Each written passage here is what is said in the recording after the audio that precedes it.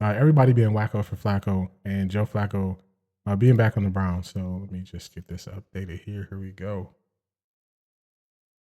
All right, so I'm going to run this clip afterwards.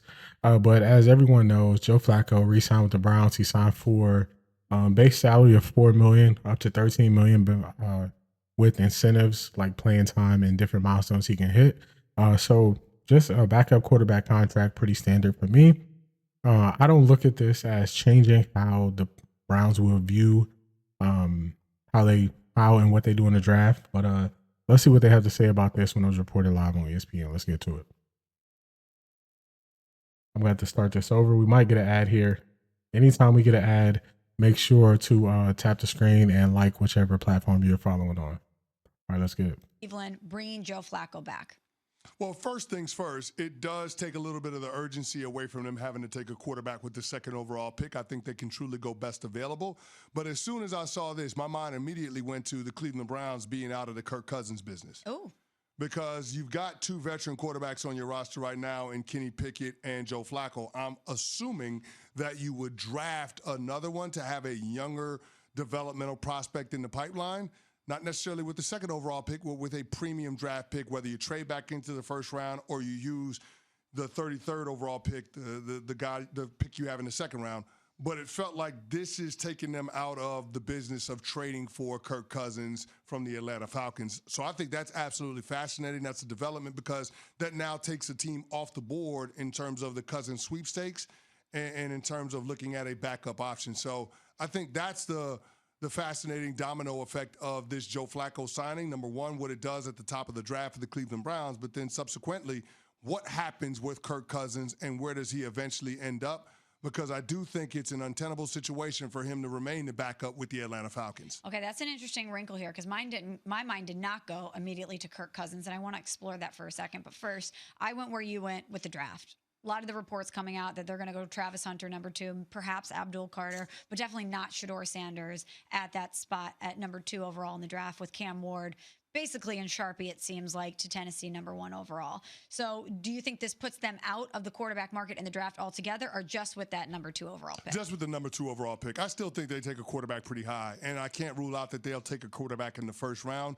I mean, a lot of people are saying that both the New York Giants and the Cleveland Browns are going to be looking to get up back into the first round. Now, both of those teams have the 33rd and 34th picks respectively in the second round. And so I could see a scenario where they package that pick along with more draft capital, maybe a draft pick in 2026, in order to get back up to the top 10 or pretty close to it to try to get the second or third quarterback available in this year's draft. I could absolutely see a very real scenario where that plays out. All right, let's get this pause. Yeah, we don't need that ad. Let's actually get this ready for what we're going to do next. All right, so you hear it there. I think this is where a lot of people are getting it wrong when it comes to Joe Flacco. Just because we signed Joe Flacco, we only have one quarterback on the roster who's going to be active this year, and that's Kenny Pickett. Deshaun Watson is going to miss the entire year. So with 2 quarterbacks on the roster, we need to sign another quarterback, potentially, draft another quarterback. So I think this has a minimal effect to what we're going to do in the draft. I do believe that Kirk Cousins, I don't know why everybody thought Kirk Cousins was just going to be a shoe-in for the Browns. Once he wasn't released, I thought it wasn't a way that we were going to get Kirk Cousins. Kirk Cousins doesn't want to go to a team that's going to be drafting a quarterback early. I think that's what the Browns are going to do. And it's also been reported that Kirk Cousins would like to renegotiate his contract. And these are things where I just didn't see the Browns being able to get Kirk Cousins. So him wanting to not go to a team that's going to draft a quarterback so he doesn't go through what he went through last year. Kirk Cousins also wanting to restructure his contract. I saw that as something that I didn't believe the Browns would do. We got so much money tied in Deshaun Watson. Our best case to upgrade the quarterback is going to be through the draft. That's where you're going to get the most bang for your buck if you are able to get a nice quarterback in the draft. So that was pretty obvious to eliminate Kirk Cousins. But now going to the draft, I don't believe this changes the Browns' plans at all. I think it was smart to get Joe Flacco signed, especially after the news that came out later that Derek Carr might miss the entire season. So as we get later and later and closer to the draft and then after draft and into the season, this is where you don't want to be like kind of scrambling and scraping to find a quarterback. You want to have some things already secure. It was also reported that Joe Flacco had more money on the table from other teams, and he was holding out for the opportunity to come back to the Browns. So I think that's a good sign there. So we've definitely had a positive impact on Joe Flacco and the time he spent with the Browns 2 seasons ago. So I believe that's good. So I don't know if Joe Flacco is a difference maker anymore. I think he'll be a good veteran. I think he is really good at running the offense that Kevin Stefanski wants to run. So I think that him starting this year as the starter will be good, which that's what I foresee. I kind of mentioned this a while ago. I never had to update what I thought the Browns were going to do because I don't believe any of it's changed. So this was 100 days out leading up to the NFL draft. I thought the Browns were going to take Shedeur Sanders. I still believe they're going to take Shedeur Sanders in the draft. I believe that we're going to sign a backup that's going to be similar. It's going to fit the mold. This is Joe Flacco. He fits the mold of Kevin Stefanski and what he wants to run.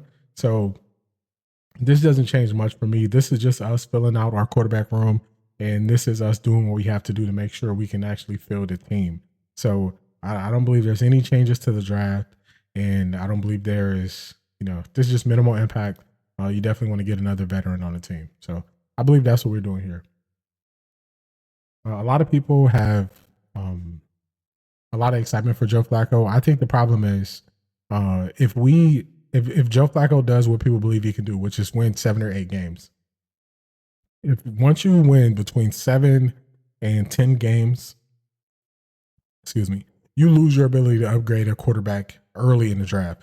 And that's the place that the Pittsburgh Steelers have been stuck in because they make the playoffs every year. They're just outside of where you would pick to have the ability to get a good quarterback. So as you see, since Ben Roethlisberger has been gone, they tried to take Kenny Pickett. They took him late. It didn't work out as a first-round pick. They haven't been able to shore up what they want to do at quarterback. And a lot of that is because they haven't had that reset year. So you need that reset year. And for the Browns, this is the Cleveland Browns reset year where they'll have the ability to get a quarterback. And we'll be able to do that with the number 2 overall pick. And if you are looking forward to the Browns, winning 7 games with Joe Flacco and then drafting a quarterback next year, how will we be able to move up from the teens? Once we win more than 6 games, we're going to be drafting in the 10 to 15 range.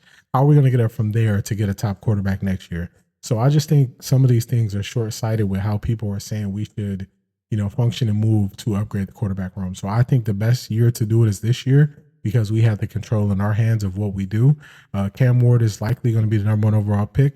People should have known that for a while. So this is the time where we have the most control over who we draft at quarterback. And I don't think that if we go into next year with a top 3 overall pick, Kevin Stefanski and Andrew Berry won't be here. So I don't see them, falling into that position again. So those are my updates on what I think about Joe Flacco. I think it's a good signing. I think it's a feel-good story. I think a lot of Browns fans will be really excited that we brought Joe Flacco back. I've seen more Browns fans saying now we need to do the right thing and go get Nick Chubb and bring him back. And this is one of those situations where it all depends on what Nick Chubb costs. If Nick Chubb cost us, what number would I say? If Nick Chubb cost us a couple million, then I would say you can bring him back. Anything more than that, I don't think we can bring him back because this is a deep running back class and we'll be able to upgrade the position there. So I just don't see it as a viable option. So we're making our way through. That was the first quarter, Joe Flacco being back. Great for the fans. Fans are happy. I just look at it as, something we had to do to fill out our quarterback room.